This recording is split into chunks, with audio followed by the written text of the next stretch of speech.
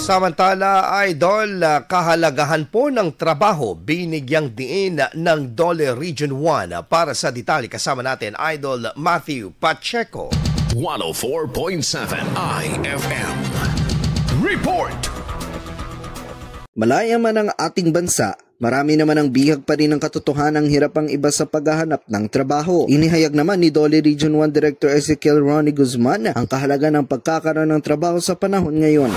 Sa katunayan po, ang ating bibigay po ng trabaho ay isa po ito sa mga napakahalagang pangailangan ng bawat pamilya. Kasi kung may trabaho po ang ating membro ng pamilya, ay sigurado po na may pagkukuhanan sila ng kanilang pangailangan araw-araw.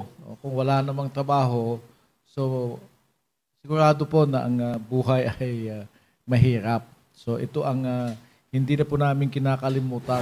Aabot sa 2.06 na milyong Pilipinong walang trabaho kung saan sinisikap ng tanggapan na matulungan. Aabot naman sa 13,000 na bakanteng trabaho ang inaasahang mapunan sa paparating na araw ng Kalayaan Job Fair sa June 12 sa Rehiyon 1. Kasama mo mula rito sa IFM Dagupan, ito si Idol Matthew Pacheco. Tatak IFM. IFM News. IFM News. IFM News.